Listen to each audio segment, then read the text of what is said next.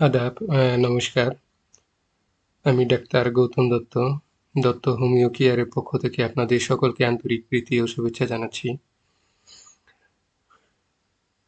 প্রিয় হোমিওপ্রেমী ডাক্তার ভাই ও বোনেরা, আজকে আমি আরেকটি গুরুত্বপূর্ণ ভিডিও নিয়ে আপনাদের সামনে উপস্থিত হয়েছি।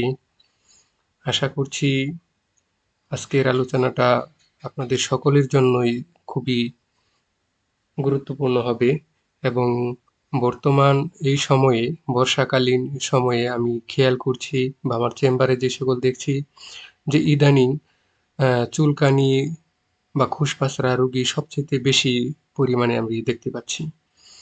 তো আসলে কেন এই চুলকানি বা খুসপাসরাটা হয়, এর কারণ হিসেবে রোগীকে আমরা অনেক সময় জিজ্ঞেস করি যে এটার কারণ কি। আমরা জানি যে খুসপাসরাটা এক ধরনের ফাঙ্গাল বা অপরিষ্কার অপরিচ্ছন্ন থাকা, গোসল না করা বিভিন্ন কারণে হয়ে থাকে।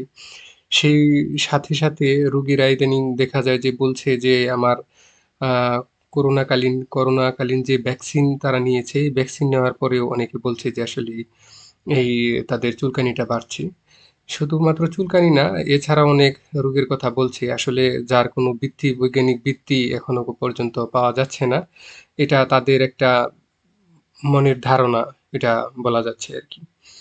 তো আমরা যে আলোচনা করছি যে খুসপাসরা বা চুলকানি, এই বিষয়টা কি, যে আসলে এটার বিষয়টা হচ্ছে যে আপনার ইচিং অথবা স্ক্যাবিস। তো স্ক্যাবিস হচ্ছে মূলত চুলকানির এক ধরনের মাইট বা পোকা।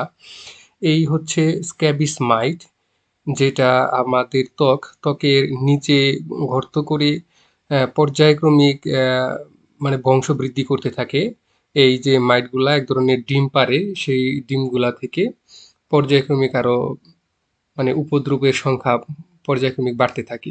তারা কি করে যে স্ক্যাবিস মাইটটা ত্বকের যে উপরের স্তরটা আছে, এই যে উপরের স্তর, সেই উপরের স্তরটাতে গর্ত করে সেখানে ডিম পাড়ে। এই যে এখানে ডিম পাড়তেছে এবং তা ক্ষতগুলা খুব কিন্তু গভীর হয় না। উপরের ত্বক যেহেতু, আমরা এপিডার্মিস ডার্মিস এইভাবে যদি আমরা ত্বকগুলাকে ডিভাইডেড করি বা বিভাজন করি, তো সেখানে দেখবো যে উপরের স্তরের ক্ষেত্রেই এই স্ক্যাবিসের আক্রমণটা থাকে। তো স্ক্যাবিসের সাধারণত লক্ষণ হলো যে তীব্র চুলকানি থাকে এবং ত্বকের ভিতরে পিম্পলসের মতো আহ, ত্বকের এক ধরনের ফুসকুড়ি থাকে। এদের আক্রান্ত স্থানে বড় বড় এবং ছোট ছোট জলপূর্ণ কিছুটা উদ্ভিদ উদ্ভিদ থাকে। আর আক্রান্ত স্থানটা আসলে অত্যন্ত চুলকানি থাকে এবং চুলকানোর পর দেখা যায় যে নতুন জীবাণুর আক্রমণের যে ঘায়ে বা পুঁজ হয়, যা সহজে মানে সারতে চায় না। সেই পুঁজ বা রোশ আমরা যেটা বলি, সেটা যেই জায়গায় মানে লাগে, দেখা যায় যে পরবর্তীতে আবার ওই জায়গায় আবার সংক্রমণ হয়। তো সাধারণত হাতের তালু, হাতের পিঠ, তারপরে হচ্ছে আপনার আঙ্গুলের ফাঁক, নাভির চতুর্দিকে, পাছায়, মাথায় এবং পেটের বিভিন্ন জায়গায় এই প্রচুর পরিমাণে স্ক্যাবিসের আক্রমণ আসলে আমরা দেখতে পাই। তো চলেন আসলে এই স্ক্যাবিস সম্পর্কে আমি একটু ধারণা দিলাম, স্ক্যাবিসটা কি এবং কি ধরনের আকৃতি হলে আমরা বুঝবো যে সেটা স্ক্যাবিস বা কোথায় হয়। এবার স্ক্যাবিসে হোমিওপ্যাথিতে কি কি ঔষধ ব্যবহার করা হয় সেই বিষয়ে জানার চেষ্টা করি। তার আগে আরেকটা বিষয় বলি, বর্তমান সময়ে অনেক ধরনের চাটুকারি হোমিওপ্যাথিক নাম দিয়ে হোমিওপ্যাথিটাকে আসলে ওনারা ধ্বংস করে দিচ্ছে। একটা ওষুধ দিয়েই বলছে যে এই ওষুধেই আপনার স্ক্যাবিস চুলকানি আপনি নিরাময় হয়ে যাবে। আসলে এটা কখনো একজন আদর্শ হোমিওপ্যাথ যে ডাক্তার, সেটা কখনোই উনি বলবেন না এবং এইভাবে চিকিৎসা করা সম্ভব নয় যে একটা মেডিসিনই আপনার 100% নিরাময় হবে। তার জন্য আপনাকে পর্যায়ক্রমিক অনুশীলন করতে হবে এবং রোগী লিপি বা আপনার লক্ষণ যেগুলো আছে সেগুলাকে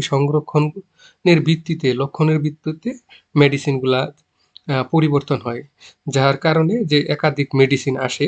আমি প্রচলিত যে একাধিক মেডিসিনগুলোর ভিতর থেকে সবচাইতে গুরুত্বপূর্ণ যে সকল মেডিসিন আমি সবচাইতে বেশি পাই বা যে সকল আমার চেম্বারে আমি ব্যবহার করে থাকি সেই সম্পর্কে একটু দেখাচ্ছি এবং সেই মেডিসিনগুলাই আলোচনা করার চেষ্টা করছি।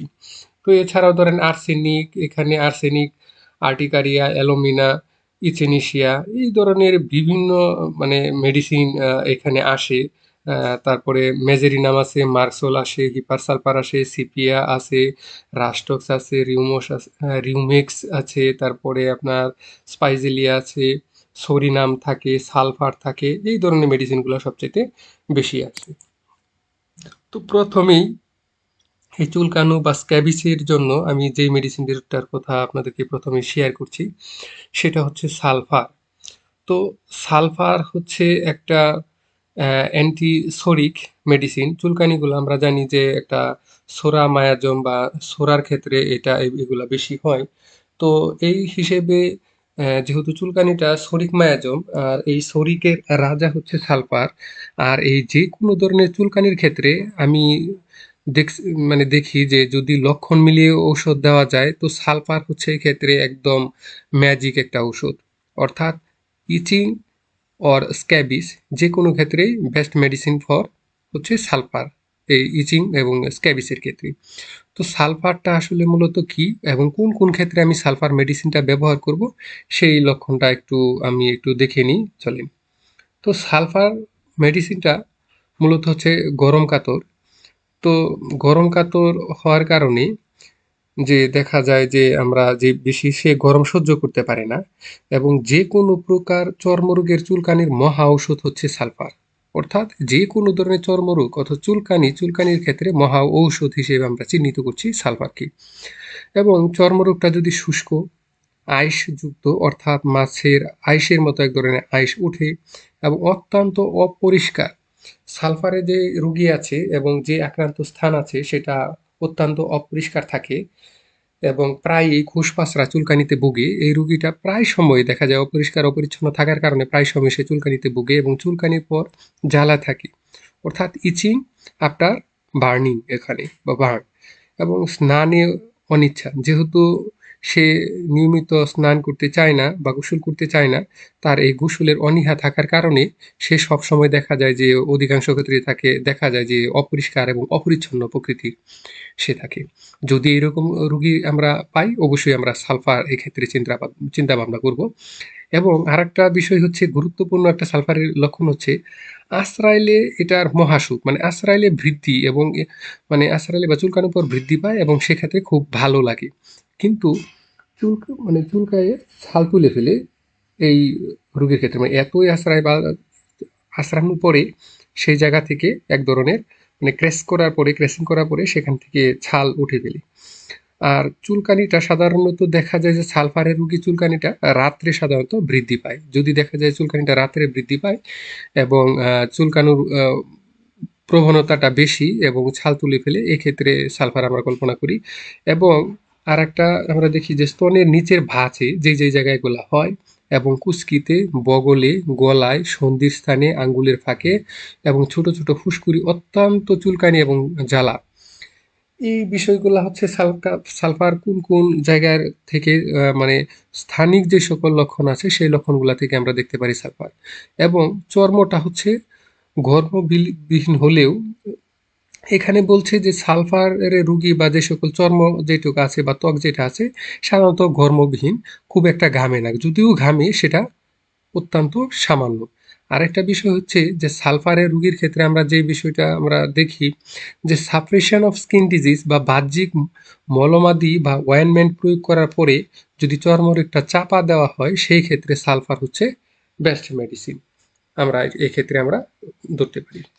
তো এখন সালফারটা আমরা আসলে যখন ব্যবহার করব, সালফারটা কি মাত্রায় ব্যবহার করব, আপনি যদি ধরেন ষষ্ঠ সংস্করণের ঔষধ যদি আপনি ব্যবহার করেন, অর্থাৎ 0, 2, 3, 4 অথবা LM2, 3, 4 এই ধরনের ঔষধ যদি আপনি ব্যবহার করেন, অবশ্যই 2 থেকে শুরু করে সালফার খুব বেশি মাত্রায় বা খুব ব্যবহার করতে হয় না। এবং আরেকটা বলবো যে সালফার প্রয়োগ করার পরে দেখা যায় যে অনেক রুগীর তাদের চুলকানি বা রোগ লক্ষণ যেটা সেটা বৃদ্ধি পায়।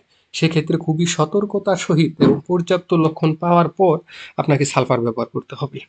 কারণ সালফারে দেখা যায় যে যে সকল কিছু কিছু রোগী আছে যাদের সালফার অ্যালার্জি আছে, তো সেক্ষেত্রে এই ধরনের যদি আমরা দেখি যে বৃদ্ধি ঘটছে, খুব দ্রুত সম্ভব ওষুধ প্রয়োগটা বন্ধ করতে হবে। আর সালফারে যদি কাজ করে বেশি লাগে না, ধরেন ১, ২, ৩ মাত্রার ওষুধ খাওয়ার পরেই দেখা যায় যে 100% নিরাময় হয়। যদি আপনি এলএম পটেন্সি করেন তাহলে দিনে একবার, আপনি প্রতিদিন একবার সকালবেলা, সালফারটা সাধারণত রাতে দেওয়া যায় না, সেক্ষেত্রে রাতে সালফার দেওয়া থেকে আপনারা সবাই বিরত থাকবেন। তো LM2 থেকে আপনি শুরু করে ৪-৫ পর্যন্ত আপনি এটা চালাতে পারেন দিনে একবার, অথবা কেউ কেউ আছে যে ২ বারও ব্যবহার করে। তো ২ বার ব্যবহার করার ক্ষেত্রে আপনাকে অবশ্যই খেয়াল রাখতে হবে যে সালফারটা আমি রাত্রে ব্যবহার করতে পারবো না। তো পরবর্তীতে আমার যে মেডিসিনটা আমি সরি, এখানে আরেকটু বলি, যদি আপনি সেন্টিসিমেল স্কেলের ওষুধ খান তো দেখা যায় যে 200 বা 1M একটি মাত্র ডোজ দেওয়ার পরে আপনি 7 থেকে 15 দিন অপেক্ষা করতে পারেন। দেখবেন যে যদি ওষুধের মেডিসিন সিলেকশন আপনার ঠিক থাকে তো এক মাত্রার বা এক ডোজেই দেখা যাবে যে রোগী নিরাময় হওয়া সম্ভব।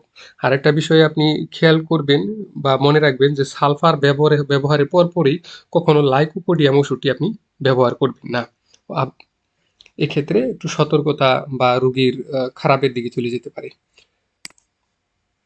এবার আমি যে মেডিসিনটি নিয়ে আলোচনা করব সেটা হচ্ছে খুসপাসরা বা চুলকানির জন্য আরেকটি গুরুত্বপূর্ণ মেডিসিন, সেটা হচ্ছে আর্সেনিকাম অ্যালবাম, অর্থাৎ আর্সেনিকাম অ্যালবাম বা এল্প।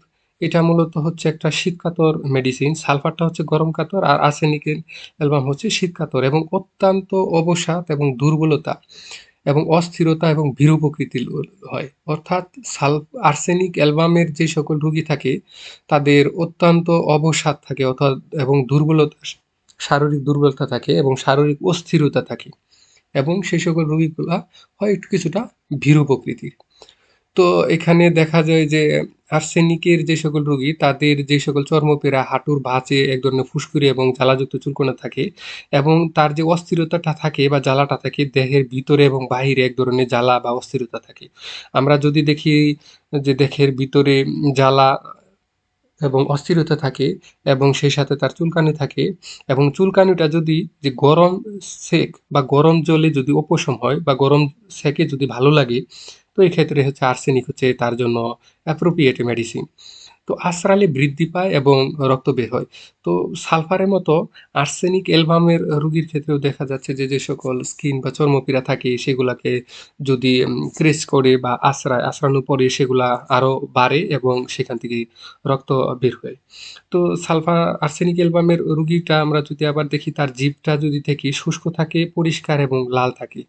তো এই আর্সেনিক অ্যালবামটাও একই প্রক্রিয়া পদ্ধতিতে আমি বলব, যদি আপনি ষষ্ঠ সংস্করণের ওষুধ ব্যবহার করেন তাহলে দিনে ১ বার বা ২ বার আপনি সেটা দিতে পারেন। আবার যদি উচ্চ শক্তির ওষুধ ব্যবহার করেন তো আমি বলব চর্মরোগের ক্ষেত্রে অবশ্যই আপনাকে উচ্চ শক্তির ওষুধ আর্সেনিক অ্যালবামটা ভালো কাজ করে। যদি আপনি নিম্ন শক্তির ক্ষেত্রে 30 বা এর নিচে বা 200 এর নিচে যদি আমরা থাকি, এই ক্ষেত্রে দেখা যায় যে এটা মূলত যে চর্মরোগে তেমন একটা ভালো কাজ করে না। হ্যাঁ? তো এই ক্ষেত্রে আপনি 200 এবং 200 অ্যাবভ যদি দিনে ১ বার অথবা সাপ্তাহিক ১-২ বার যদি আপনি ব্যবহার করেন, সেক্ষেত্রে দেখা যায় যে ভালো ফলাফল পাওয়া যায়। তো আরেকটা জিনিস আপনি ওখানে আপনাদেরকে খেয়াল রাখতে হবে, আর্সেনিক অ্যালবাম খাবার সময় কিছু অ্যান্টিডোট কিছু খাবার আছে যেমন চিনি এবং চুন। এই ২ টা জিনিস খাবার থেকে আপনাকে একটু বিরত থাকতে হবে। এবার যে মেডিসিনটি আলোচনা করছি সেটা হচ্ছে অ্যালোমিনা। আজকের আলোচনাটা কিছুটা একটু বড়, এবং যেহেতু চর্মরোগ এবং এই স্ক্যাবিস বা ইচিংটা একটা খুব জটিল প্রকৃতির একটি চিকিৎসা পদ্ধতি। কারণ এটা দেখা যায় যে ভালো হওয়াটা খুব সকল প্যাথিতে কি হোমিওপ্যাথিক, অ্যালোপ্যাথি প্রত্যেক প্যাথিতেই এটা দেখা যায় যে সহজে সফলতা লাভ করা যায় না। আমি বলব যদি আপনি দীর্ঘস্থায়ী সফলতা লাভ করতে চান অবশ্যই আপনাকে হোমিওপ্যাথি ওষুধ খেতে হবে। এক্ষেত্রে আপনি 100% নিরাময় হবেন। তো অ্যালোমিনেটা কি? অ্যালোমিনেটার যে সকল চর্মপীড়া থাকে সেগুলা দেখা যায় যে আপনার শুষ্ক থাকে মূলত। আর তার আগে একটু বলে নেই যে অ্যালোমিনেটা হচ্ছে মূলত একটু শীতকাতরের একটা ওষুধ। তো সালফারটা শুধুমাত্র পাইলাম আমি গরম কাতর। আগে যে আর্সেনিক অ্যালবাম শীতকাতর এবং অ্যালোমিনা দুইটা শীতকাতর। তো এখানে উদ্বেদবিহীন শুষ্ক। উদ্বেদ অর্থাৎ এখানে ইরেপশন, তেমন উইদাউট ইরেপশনে চুলকানি থাকে। শুষ্ক এবং খসখসে, অপরিষ্কার এবং ফাটা ত্বকে ভয়ানক চুলকানি থাকে। ত্বকগুলা ফাটা থাকে এবং ভয়ানক চুলকানি থাকে। এবং শায়িত অবস্থায়, যখন বিছানায় শুয়ে অবস্থায় গরম এবং সামান্য গরমেই অসহ্য চুলকানো দেখা দেয়। তো এখানে দেখা যায় যে সালফারের অ্যালুমিনার রোগী যে সকল আছে, তখন বিছানার গরমে বা শায়িত অবস্থায় তাদের চুলকানি দেখা দেয় বেশি। আশ্রালে বৃদ্ধি এবং ছাল তুলে ফেলে, এবং এক্ষেত্রে দেখা যায় যে আশ্রালে যেহেতু বৃদ্ধি পায় এবং বিশেষ করে ছাল তুলে ফেলে, সেই সাথে সাথে রক্ত না বের হওয়া পর্যন্ত অবিরাম চুলকাতে থাকে। তো অ্যালুমিনার এটা হচ্ছে একটা চমৎকার লক্ষণ যে তার রক্ত, মানে এতই তার চুলকানিটা থাকে, রক্ত বের না হওয়া পর্যন্ত তার চুলকানি বন্ধ হয় না, সে অবিরত চুলকাতে থাকে। তো এখানে তার কোন কোন জায়গায় হয়, আঙ্গুলের চামড়া উঠতে থাকে এই রোগীর।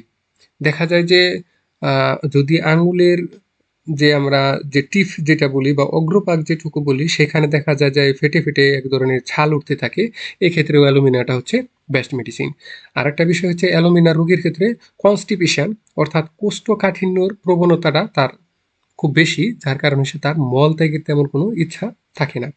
আর এক্ষেত্রে যদি অ্যালুমিনার ক্ষেত্রে আমরা যদি বাচ্চা যে সকল রোগী যদি দেখি যে তাদের চুলকানি থাকে, তাদের আরেকটা প্রবণতা থাকে যে পোড়ামাটি, চোখ, তারপর পেন্সিল, এগুলা তারা খাওয়ার চেষ্টাটা তাদের একটু বেশি থাকে এরকম।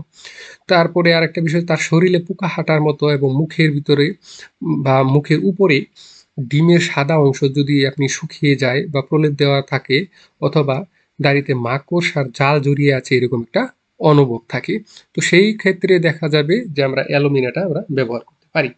তো অ্যালুমিনার ক্ষেত্রেও যদি আপনি যদি এটা ব্যবহার ষষ্ঠ সংস্করণের ক্ষেত্রে করেন, তো অবশ্যই 0-2 থেকে শুরু করে আপনি চিকিৎসা শুরু করবেন এবং দিনে 1 বার অথবা 2 বার রুগীকে খেতে দিবেন। আর যদি আপনি শততমী পদ্ধতিতে ব্যবহার করেন, তো সেই ক্ষেত্রে আপনি 200 থেকে এখানে আপনি ব্যবহার করবেন। 200 টা দিনে 1 বার, অথবা যদি তারও উপরে শক্তি আপনার প্রয়োজন বোধ করেন, তাহলে সপ্তাহে অথবা 15 দিনে 1 মাত্রা দেওয়াই মানে শ্রেয়। তাই দ্রুত মানে ঔষধ পরিবর্তন করা উচিত নয়। এটার আসলে দেখা যায় যে এই ওষুধটা দেওয়ার পরে দ্রুত ওষুধটা পরিবর্তন করা ঠিক নয়। কারণ অ্যালুমিনার কাজ হইতে একটু মানে সময় লাগে বা একটু ধীর গতিতে কাজ হয়। তাই এটা কিছুদিন ঔষধ সেবন করার পর কিছুক্ষণ অপেক্ষা বা কিছুদিন অপেক্ষা করে দেখতে হবে যে কি ধরনের পরিবর্তন হচ্ছে। তো পরবর্তীতে আসছি গ্রাফাইটিস। গ্রাফাইটিসটা আসলে স্ক্যাবিসের ক্ষেত্রে ততটা গুরুত্বপূর্ণ নয়। তারপরেও আমি এখানে আলোচনা করছি কারণ কিছু কিছু আমরা রুগী পাই সে ধরনের গ্রাফাইটিসের লক্ষণ তাদের মধ্যে থাকে স্ক্যাবিসের ক্ষেত্রেও। যে এখন গ্রাফাইটিসটা মূলত দেখা যায় যে সাধারণত মেদপূর্ণ এবং মোটা ফর্সা চেহারার যে সকল বাচ্চা থাকে বা ব্যক্তি থাকে তাদের ক্ষেত্রে বেশি দেখা দেয়। তো এখানে অন্ডকোষ, পুঁচকি, কানের পিছনে, নখের উপর, বগলে গ্ল্যান্ড এবং হাতের তালু, পিছনে ঘাড়ের গ্ল্যান্ড ফোলার মতো এক ধরনের চর্ম থাকে, অর্থাৎ ঘাড়েও এক ধরনের যে সকল চর্ম হয়, সেই ক্ষেত্রে গ্রাফাইটিসটা ভালো। হাঁটু এবং বাঁকে ফুসকুড়ি এবং চামড়া মোটা হয়ে যায়, এখানে বলছে যে অনেকটা এটা একজিমার আকৃতি এক্ষেত্রে এরকম ধারণ করে, এবং ক্ষত স্থান হতে আঠার মতো রস বের হয়। এটা হচ্ছে সবচাইতে বেস্ট একটা যে ক্ষত স্থান থেকে আঠার মতো যদি রস বের হয়, তো এক্ষেত্রে আমরা গ্রাফাইটিস কল্পনা করতে পারি। তো আঁশযুক্ত শুষ্ক ত্বক এবং শক্ত পুরো মামড়িতে ঢাকা থাকে, এখানে কষ বের হয়ে উপরে একটা চটা পড়ে যায়, এই ধরনের ক্ষেত্রে আমরা দেখি যে গ্রাফাইটিস ব্যবহার করতে পারি। তো এর আরেকটা লক্ষণ হচ্ছে যে আঙ্গুলের ডগা ফাটে, ঘা হয় এবং রস পড়ে, এই গ্রাফাইটিসের ক্ষেত্রে। আর গ্রাফাইটিসের রোগীর জিহ্বাটা যদি আমরা দেখি, যে জিহ্বার উপরিভাগ জ্বালাকর এবং ফুসকাযুক্ত এবং ক্ষত থাকে, ফুসকাযুক্ত এবং ক্ষত থাকে। তো গ্রাফাইটিস ওষুধটাকেও আমি বলবো যে আপনার একটু খুব সেন্সিটিভ ওষুধ, সালফারের মতো। অবশ্যই এই চিকিৎসাটা আপনি যদি সবচেয়ে ভালো হয় যে LM2 থেকে বা 02 থেকে, অর্থাৎ ষষ্ঠ সংস্করণের পদ্ধতিতে চিকিৎসা করাটাই সবচেয়ে ভালো। যদি আপনি শততমিক পদ্ধতিতে ব্যবহার করেন, সেক্ষেত্রে 2-1 মাত্রা ব্যবহার করে আপনাকে অপেক্ষা করতে হবে। যদি বৃদ্ধি হয়, সেক্ষেত্রে আপনি ব্যবহার বন্ধ রাখতে হবে। এবার যাচ্ছি আরেকটা চমৎকার একটা মেডিসিনের দিকে আসছি, সেটা হচ্ছে আপনার রাস্টোক্স। তো রাস্টোক্সটা মূলত হচ্ছে যে যুবক এবং বয়স্কদের চর্মরোগে যদি জলপূর্ণ ফুসকা দেখতে পাওয়া যায়, তাহলে রাস্টক্স অমৃতসুল্য। অর্থাৎ যদি আপনি চর্মরোগ এবং চুলকানিতে জল থাকে, জলপূর্ণ ফুসকা আকারে থাকে, তো সেই ক্ষেত্রে হচ্ছে রাষ্ট্রটা হচ্ছে অমৃত তুল্য, অর্থাৎ এর চাইতে ভালো মেডিসিন আর হতে পারে না। এখন উদ্ভিদসমূহ জ্বালাকর হয়। তো রাস্টক্সের যে সকল উদ্ভিদ যেগুলো থাকে বা ইরেকশন যেগুলো থাকে এগুলো হচ্ছে বার্নিং, অথবা ওখানের আকৃতি যেটা থাকে লাল এবং তীব্র চুলকানি থাকে, যা সকালে এবং রাত্রে বৃদ্ধি পায়। অর্থাৎ রাস্টক্সের রোগীর চুলকানিটা সকালে এবং রাত্রে বৃদ্ধি পায়। শায়িত অবস্থায় বিছানার গরমে বৃদ্ধি পায়। অর্থাৎ শায়িত অবস্থায় শুয়ে থাকা অবস্থায় বিছানার গরমে সালফারের মতো এবং অ্যালুমিনার মতো সেটাও বৃদ্ধি পায়। যন্ত্রণাদায়ক এবং পোকা হাঁটার মতো অনুভূতি। এবং দেখা যাচ্ছে বর্তমান যে সময়টা আমি আলোচনা করছি, যে বর্ষাকালীন সময়ে যে সকল চর্ম হয় এবং শীতকালে যে সকল চর্ম হয়, এই ক্ষেত্রে দেখা যায় যে সেগুলা বৃদ্ধি পায়। তো এই ক্ষেত্রে আমরা রাস্টক্সটাকে আমরা বিবেচনা করতে পারি। তো রাস্টক্স ব্যবহারের ক্ষেত্রেও আমি বলবো আপনাকে 0-2 থেকে আপনি পর্যায়ক্রমিক চিকিৎসা ব্যবহার করেন। তো এক্ষেত্রে আপনি দিনে 1 বার অথবা 2 বার সেটাকে সেবন করতে পারেন। তো 1 বার সেবন করাটাই ভালো। কারণ রাস্টক্সও রাত্রে, যেহেতু রাস্টক্সের রোগ লক্ষণটা বৃদ্ধি পায়, রাস্টক্সটা সেই কারণে রাত্রে ব্যবহার করা যায় না, বা না করাটাই শ্রেয়। এবার আমি যে মেডিসিনটা আলোচনা করছি সেটা হচ্ছে মার্কসোল। মার্কসোলটা হচ্ছে এই স্ক্যাবিস বা ইচিং এর ক্ষেত্রে আরেকটি গুরুত্বপূর্ণ মেডিসিন। সেটা হচ্ছে মূলত একটি উভয়কাতর একটি মেডিসিন হচ্ছে আহ, মার্কসোল। তো মার্কসোলের ক্ষেত্রে আমরা যে বিষয়টা খেয়াল রাখবো সেটা হচ্ছে মার্কসোলের যে সকল মানে চুলকানি বা ইচিং বা স্ক্যাবিস থাকবে, তাদের ক্ষেত্রে পুষ এবং রসযুক্ত উদ্ভিদ থাকবে। অর্থাৎ পুষ থাকবে এবং রসযুক্ত উদ্ভিদ, যা ঘামে এবং গরমে চুলকানি বৃদ্ধি পায়। উভয় খাতর তো থাকেই, তার পুষ থাকে। মার্কসোলের যে সকল স্ক্যাবিস থাকবে এগুলোর ভিতরে পুষ থাকবে এবং রসযুক্ত থাকবে। তো রসযুক্ত দেখা যায় যে আপনার কিছুক্ষণ আগে বলা হয়েছে যে রাষ্ট্রক্সেও থাকে। তো সেখানে রসের সাথে সাথে পুষ্টা থাকে, পুষ্টা থাকার সম্ভাবনা বেশি, এবং ঘাম এবং গরমে সেটা বৃদ্ধি পাবে। সাধারণত ডান দিকে আক্রমণের সাথে সাথে কুনিতে চুলকানিও বৃদ্ধি পায়। আক্রমণটা সাধারণত ডান দিকে বেশি হয় এবং দংশনকর এবং পুরকা হাঁটার মতো অনুভূতি। তার শরীরে এই চুলকানি এবং উদ্ভিদগুলা মানে এমন একটা অনুভূতি যে মানে কামড়াচ্ছে বা দংশন করছে এই ধরনের, এবং পোকা হাঁটার পিরপির করে পোকা ফর্মিকেশন যেটা আমরা বলি, যে পোকা হাঁটার মতো অনুভূতি। তারপরে ছোট ছোট শ্বাস নেই মার্কসলে রোগী যে সকল আছে, তাদের শ্বাসটা নেওয়ার ইয়াটা হচ্ছে ছোট ছোট শ্বাস নেয় এবং বুকের ভিতর তার জ্বালা থাকে এবং প্রচুর ঘাম এবং পিপাসা থাকে। এবং মার্সোলের রোগীর ক্ষেত্রে আমরা দেখি যে যে সকল রোগী, তাদের আমরা যদি ঘামের কথা জিজ্ঞেস করি যে শরীর কেমন ঘামে, সেগুলি আমার ঘাম অনেক বেশি, এক্সট্রিম পাসপিরেশন, অর্থাৎ অধিক ঘাম থাকে, সে সাথে তার পিপাসাটা থাকে। এবং ঘামে দেখা যায় যে আরেকটা বিষয় হচ্ছে ঘামে এক ধরনের মিষ্টি গন্ধ থাকে, এবং যদি তার গায়ে সাদা কোনো কাপড় থাকে, পরিধান থাকে, তো কাপড়ে হলুদ বর্ণের একটা দাগ পড়ে। আর বিশেষ আরেকটা লক্ষণ হচ্ছে মার্সোলের, যে মার্সোলের রোগী যখন সেটা শিশু থেকে বৃদ্ধ পর্যন্ত সবার ক্ষেত্রেই, যে ঘুমের মধ্যে মুখ থেকে লালা জড়ে। তো এই ক্ষেত্রে মার্সোলটা হচ্ছে বেস্ট মেডিসিন। আরেকটা বিষয় হচ্ছে মার্সোলের রোগী যদি আমি খেয়াল করি, জিহ্বাটা দেখবো যে খুব মোটা থাকে, থলথলে থাকে এবং পাতলা লকলকেও থাকে, আবার দাঁতের ছাপযুক্তও থাকে। এখন যদি আবার বলেন দাঁতের ছাপ তো শুধু মার্কসোলে না, দাঁতের ছাপ আবার রাস্টক্সেও থাকে, দাঁতের ছাপ মার্কসোলেও থাকে, দাঁতের ছাপ আর্সেনিকেও থাকে। তো এই ক্ষেত্রে আর অন্যান্যটার চাইতে একটু ব্যতিক্রম হচ্ছে মার্কসোলের জিহ্বাটা মোটা থাকবে, সেই সাথে সাথে দাঁতে ছাপ থাকে। তো এক্ষেত্রে আমরা চিন্তা করতে পারি। এবং মার্কসোল সেম একই নিয়মে আমি বলবো যে 0-2 থেকে শুরু করে আপনি চিকিৎসা শুরু করেন। মার্কসোলও রাত্রে না দেওয়াই ভালো। মার্কসোল রাতে দিলে দেখা যায় যে রোগ লক্ষণ বৃদ্ধি পায়। সেক্ষেত্রে আপনি 1 বেলা অথবা 2 বেলা যদি দেন, বিকালে, সকাল এবং বিকাল 2 বেলা আপনি এটা দিতে পারেন, অথবা 1 বেলা দেওয়াটাই শ্রেয়। এবার যাচ্ছি আমি মেজেরিয়াম।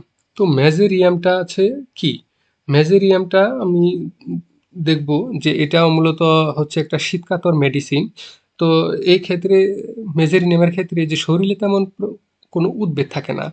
ডলিকস আছে, রিউমেক্স আছে, যেগুলোর খুব একটা উদ্ভিদ আমরা দেখতে পাই না। এক্ষেত্রে মেজেরিনামের ক্ষেত্রে হচ্ছে ইরেপশন বা উদ্ভিদ নেই, উইদাউট ইরেপশন। কিন্তু তারপরেও দেখা যায় যে শরীরে মারাত্মক চুলকানি থাকে।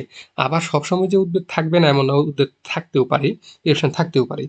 তো ওই স্থান থেকে রোগী আঁচড়ালে এবং কেটে রক্ত বের করে ফেলে।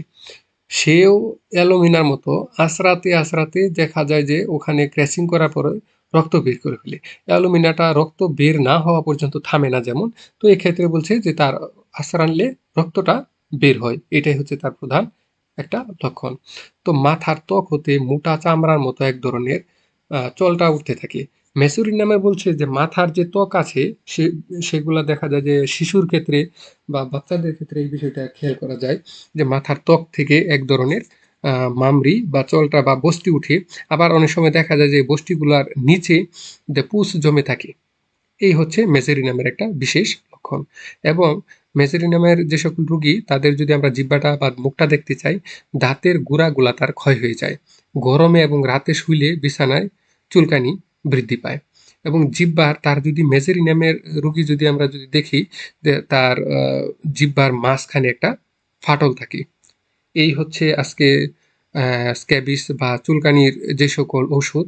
আমি আশা করি আপনি যদি ভিডিওটা যদি ভালো করে দেখেন এবং আপনার লক্ষণগুলা যদি আপনি খাতায় লিপিবদ্ধ করেন, তো অবশ্যই আপনি একটা ভালো একটা মেডিসিন আপনি নির্ধারণ করতে পারবেন। এবং এই ভিডিওটা দেখার পর যদি আপনি আম সঠিকভাবে মেডিসিন নির্বাচন করে ওষুধ খান, তাহলে অবশ্যই আপনি এই আপনার স্ক্যাবিস বা চুলকানি থেকে আপনি মুক্তি পাবেন। তো ধন্যবাদ। ভিডিওটি ভালো লাগলে অবশ্যই আমার চ্যানেলটিকে সাবস্ক্রাইব করবেন। আপনার যে কোনো মতামত থাকলে কমেন্ট বক্সে জানাতে পারেন। আমি অবশ্যই সঠিক সময়ে উত্তর দেওয়ার চেষ্টা করব।